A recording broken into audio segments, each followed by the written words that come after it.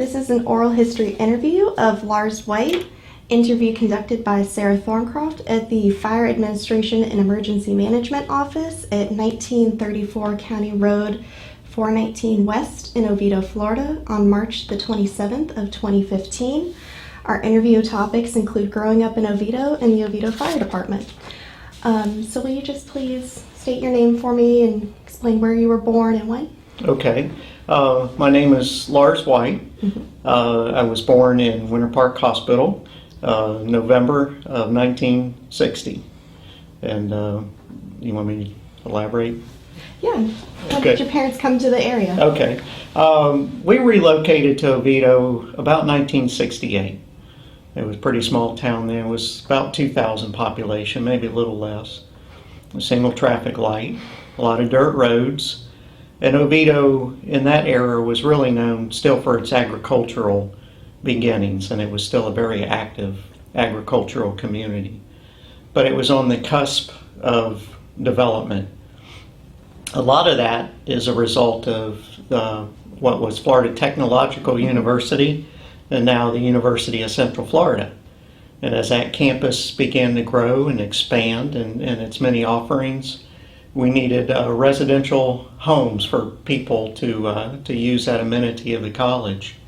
So that's really what started changing Oviedo to some degree, as well as there's many historians who feel like the children of the original farmers recognized what a hard life farming is.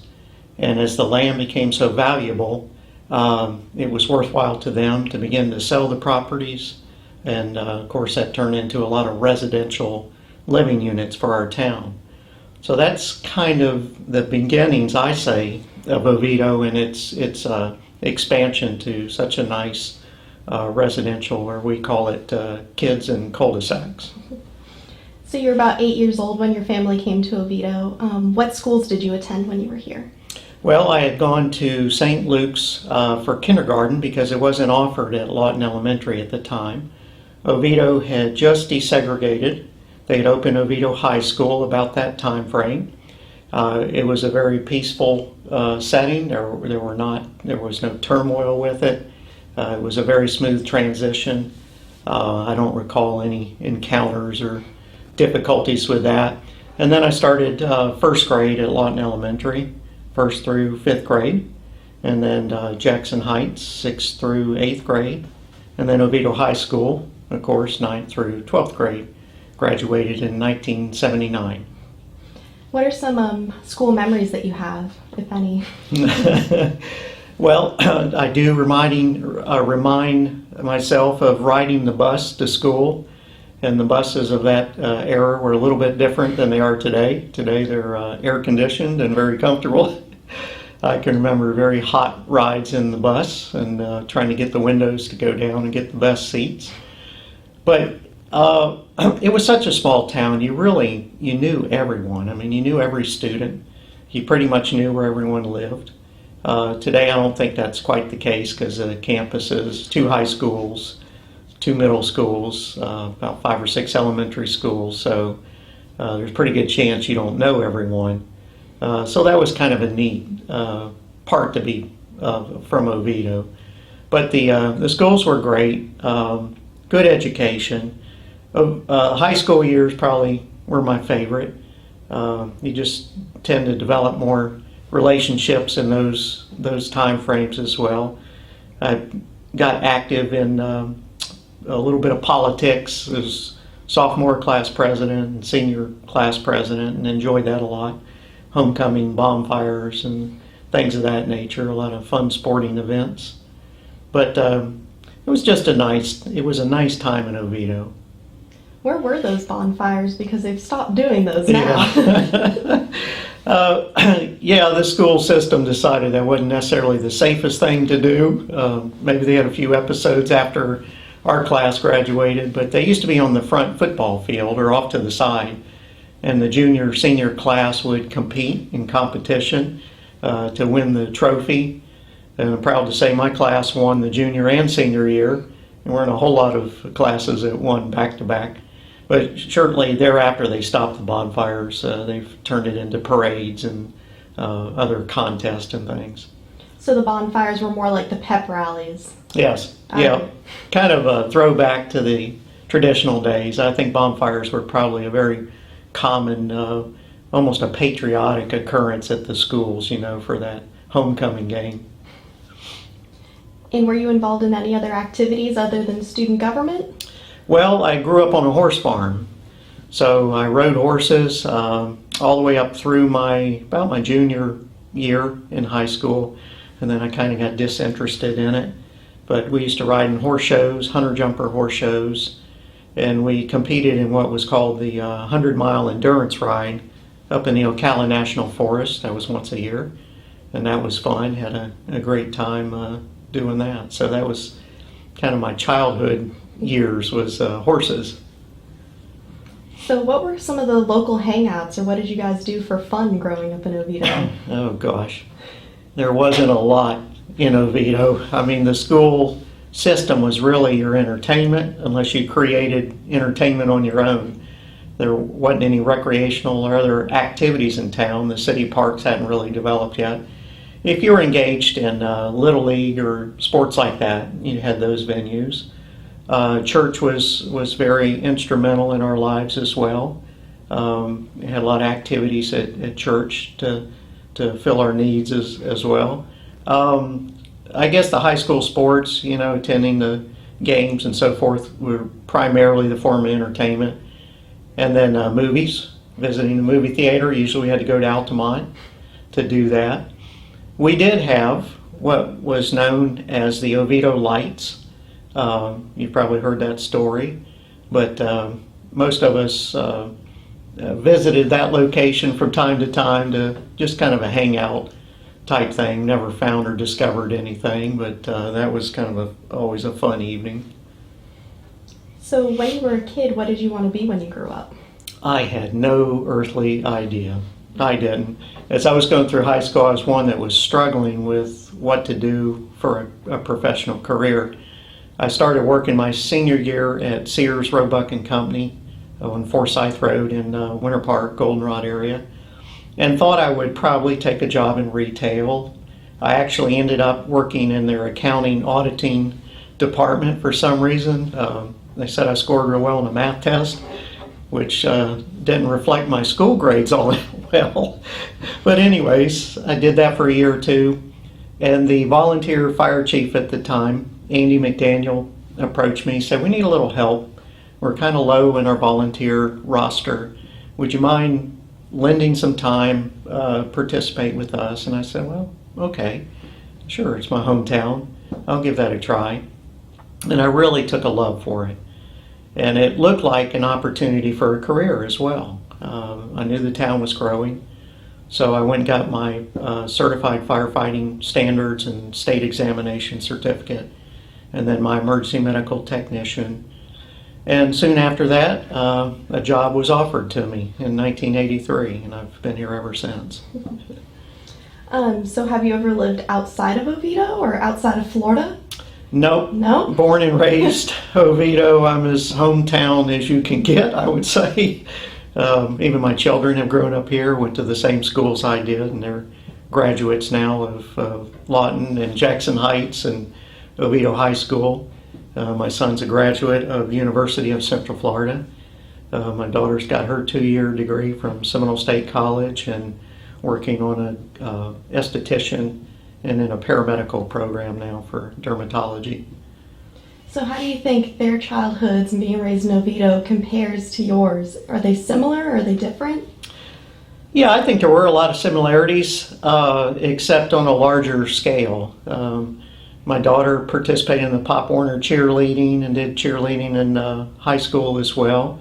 So she was well connected to the school system. My son was very active in a lot of things in the school, very school spirited and so forth. So it was fun watching them enjoy some of the same traditions and nuances that we got to experience. So what about your wife? Is she also from Oviedo? She is. She was from Winter Springs, but Winter Springs was designated for Oviedo schools. We knew each other in school. We didn't date in school. It was as soon as we graduated, we started dating. But yes, we've known each other for a very long time. Has she been involved in the community at all, or? Yeah, she's retired from one of the hometown banks, Citizens Bank of Oviedo is what it was called at the time. Now it's Citizens Bank of Florida. She's been very active in a lot of the activities I have with the Historical Society and many other venues. She works right now part-time as an office manager and taking care of a local insurance company and all their booking and accounting needs and so forth, personnel management. So earlier you mentioned you got involved with the fire department at a volunteer basis.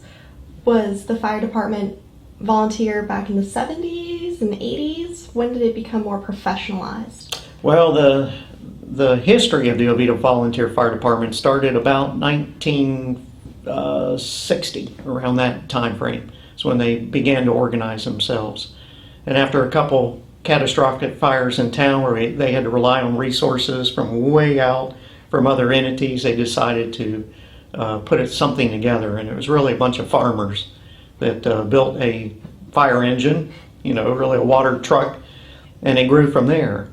When I joined the department, it was a little more organized than that. They issued you a pager, so you were alerted to the calls through a paging system instead of the old siren system that used to alert the whole town. And if you could come help, you ran down the fire station and grabbed some gear and went to the call. So it evolved from that, but it was obvious in the early 80s as we started forming a full-time department that it would have to move that way. The traffic, the growth, all of that was lending itself to something that volunteers just could not take care of any longer.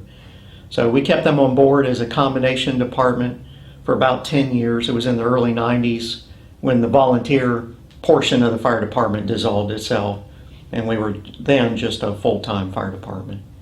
So what have been the most memorable calls that you've had to go out on as a firefighter? Okay. Well, I've been involved in it for 31 years full-time and volunteered about 3 or 4 years before that. I would say my first day as a volunteer firefighter was rather exciting. I had joined on a Wednesday night. They gave me a pager, gave me some gear, and pretty much just said, if the pager goes off, come down the fire station, we'll tell you what you need to do, and we'll get you trained in this over time. Well, the pager went off that first Saturday, and I came down the fire station, and no one else showed up. And the pager went off again, and a police officer pulled up. He said, "Are y'all coming to the call or not?" I said, "Well, I'm by myself. I really haven't been trained." We both started the rescue vehicle, and he led me to the call with his police vehicle, and I went by myself. It was just a very unusual occurrence. Usually there was a senior officer that was always in town. There was a miscommunication that day, and it happened one more time that day, that afternoon. So I went to my first 2 emergencies by myself. One was just a Band-Aid call, and I think the other was a trip and fall or something like that. So they were very low-key incidents, but I thought, well, I guess maybe I was meant to participate. They really do need some help here. Some of the more meaningful calls, though, have been where I've been involved in assisting on traffic crashes that were very traumatic, things of that nature. I have one that really sticks in my mind with a young high school girl that was struck by a car. She was walking on the side of the highway. And when I got there, she was almost taking her last breaths. She was so tragically injured. But everything worked the way it was supposed to. All our training showed that night. We prepared her, started treating her, packaged her for an emergency helicopter flight, got her to the trauma center in less than 35 minutes. She was in surgery in 1 hour. She had major extensive damage, but about 6 months later she walked into the fire station to say hello and say thank you, and that one really touched my heart, pretty hard. So other than the more memorable calls, what has been the most rewarding aspect of your career? Well, I've been blessed to move up in the organization at different levels. I don't think it was ever my intention to become the fire chief and emergency management director. It just kind of happened.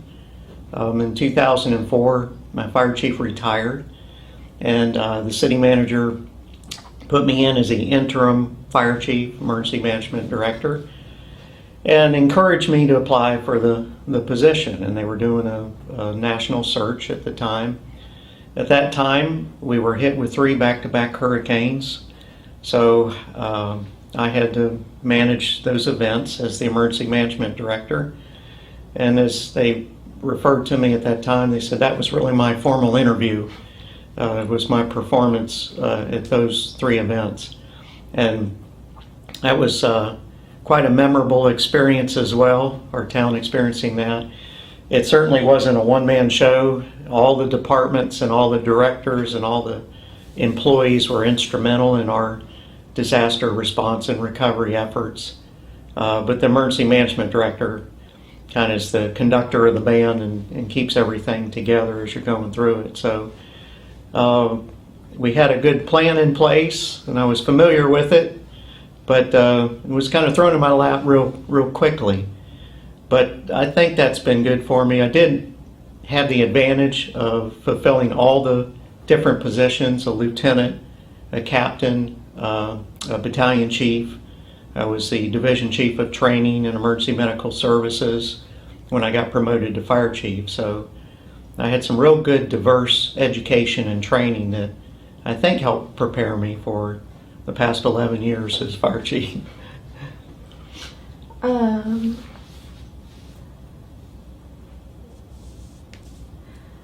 So you spoke earlier before our interview about the Veterans Memorial for Oviedo. What are your main motivations for creating that?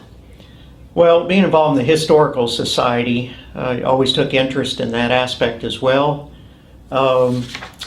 Around 2002, 2003, we learned that the road widening project was in fact going to take place in Oviedo on State Road 426, County Road 419. And it also was going to take land from the fire station and the memorial building. In fact, to the level that we have to take the buildings down. The city even looked at having the memorial building lifted and moved, but it just wasn't feasible. So we learned we were going to lose our only connection to our veterans. The memorial building was built in honor of 4 men who lost their lives in World War II. And the town built that building. There used to be pictures of our military veterans depicted inside the building. So City Council asked me, would you chair a committee and study building a veterans memorial in our town somewhere? So I took on that task. I studied veterans memorials all across the country for about 6 months and then formed the committee. And we included city staff, the American Legion Post from Oviedo. We had an architect on board, another architect that was instrumental in Winter Springs Memorial. So we put the team together, started our planning efforts, and it went from there. It's been a good experience. We've been working on it for about 3 years. We're going to dedicate it this May 25th, Memorial Day 2015. I've had a lot of interesting conversations with families and veterans and heard some real personal stories. And I think that's probably been the most meaningful aspect of it. I think it's made the project more meaningful to me. I've also had family members that have served primarily in World War II and learned a lot about their personal stories and things I had never known before, and some very heroic acts, not only of them, but all those who protect us every day, every night. So this is going to mean a lot to me. I'm excited about it and excited to get it done because we've been working on it for such a long time. So with the impending, demolition of downtown Oviedo, that firehouse there, I heard through the grapevine, is the oldest one in Seminole County. Is that any sort of major loss to the community, you think? Well, it has some sentimental value since it was the original fire station location. I think in the region there were older fire stations than that, because Sanford goes back further than our time frame for volunteers and full-time department. It's probably second to Sanford in age. It's going to be a little hard to see it come down, but we'll take some bricks off of it. We'll memorialize it. We have some wonderful pictures of it, and we're going to start a new legacy at the new location. But it is important to document it and capture it in our history. But we know all things change in time. Ironically, all those businesses down that corridor have been waiting for this moment. Their properties have had limited value, and property owners knew that, and the children that inherited them. So they knew when the road widening project was coming along. They haven't been able to sell their properties. Nobody wants to buy those buildings. There's parking has been an atrocious problem down there for those businesses to thrive. So we've captured it in records the best we can. Historical Society empowered the local Oviedo Photography Club. So we have some good records of it. And that's not the original downtown. The original downtown burnt down at one time as well. So that was kind of version 2.0, I'll call it. So it's time to launch version 3.0 for Oviedo's history. All right, so in a little bit of research for this interview, I saw that in 2013 you were asked to conduct an investigation in Oviedo chicken population. Yeah. What was your reaction when you were asked to do that investigation? A little embarrassing, and probably asking myself, why me? Why did I get charged with this? I think having grown up here, they probably said, you need to handle this, and animal control duties fall under emergency management duties as well. But it was more to kind of appease the crowd out there who was beginning to wonder what's going on. But the chickens have always been part of Oviedo's history. I suspect they'll survive the growth as well. There's still plenty of land and pockets of land and so forth for them to survive.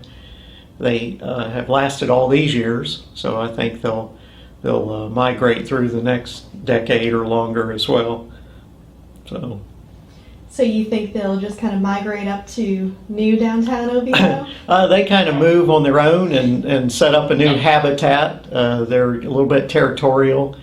Usually if you try to relocate them to a certain location, they move from wherever you create a habitat. They create one on their own. So their population numbers go up and down.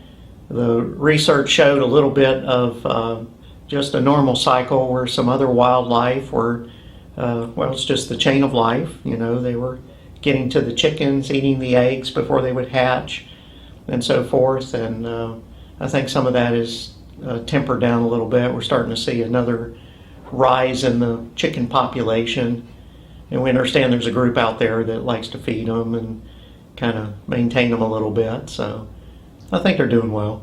What is your earliest memory of seeing an Oviedo chicken? Because nobody knows exactly where they came from. No, there's 100 different stories depending on who you ask.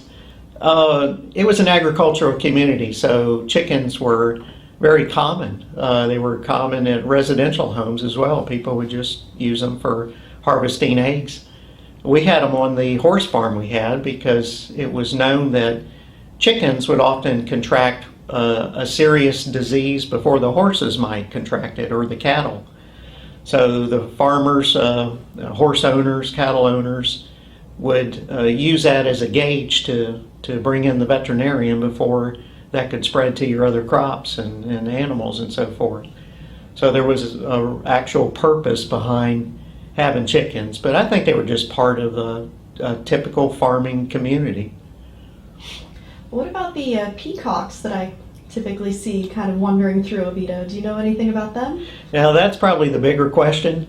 I don't know where they came from. Nobody really does. It's likely someone acquired them at some point in time and became tired of them and just turned them loose. But we don't really have any historical knowledge of how they came about. They're pretty to look at, but they're pretty destructive too. They scratch cars and so forth. So. Have there been any incidents involving them, like accidents or? Once in a while, we'll get a citizen complaint that usually goes to animal control from them or aggressive roosters at certain times of year. They just are protective of themselves, so they'll try to scratch you or peck at you and so forth. A few complaints now and then where they damage cars and things like that, but other than that, they're pretty quiet. All right. Well, is there anything else you'd like to share with me today about the history of Oviedo, growing up there, or anything?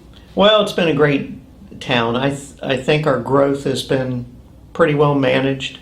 Traffic is always a problem in any town, and it's always a catch-up type thing. You're never really completely prepared for it. The city doesn't have a lot of control over some of that because they're county and state roads and things of that nature. I've watched a lot of dirt roads get paved. I've watched a lot of subdivisions come into town, and it's been fun. I'm glad people have enjoyed the hometown feel just like I did. And that's what you see a lot on social media and so forth is folks really love this area. There's a lot of civic organizations in here just doing some wonderful things. So many groups. There's a lot of hometown spirit. A friendly rivalry between the two high schools. It's been healthy, hasn't been destructive. That's been good. Seminole County has a top-of-the-line school system. I think that's attracted a lot of people to this area. It's still a little bit rural. We've got the river that runs through, the Econ River runs through our town, and people get to enjoy that, and passive parks and trails. Oviedo has some wonderful recreation and parks facilities. And I like to pride ourselves on our police and fire department. The police do community patrolling where they're well connected with the community. And our philosophy in our department too is a hometown fire department. And we treat every person, every contact as if it was a family member. And that's our philosophy in our organization is serve with excellence, serve with honor, serve with respect. And I think that's a throwback to the beginning of the volunteers. They did that as well. You entered into this career because you wanted to give back something to the community. Although we're paid to do it, it's more meaningful than that. And I think it's been a good career for me and a great town to grow up in. So that's what I would add to the conversation. All right, and I guess my last question would just be, how did you get so interested in history and involved with that? Well, knowing that the town was growing, knowing that we were going to lose the old downtown area, and just being part of Oviedo's history, I think it's important when folks come to town. You need to know where the community came from. Every time I hire a new employee in the fire department, they learn where this department started. That it was on the backs of a bunch of dedicated volunteer firefighters. And it's important they know that. So being involved in the Historical Society and our Lawton House and Farmers Market and things like that, I think it's important we share that message. You learn from your past so you don't make the same mistakes in the future. That's certainly a historical perspective that our elected officials and military leaders follow. And I think it serves well even for a hometown. All right. Well, thank you so much for your time today. Thank you, Sarah.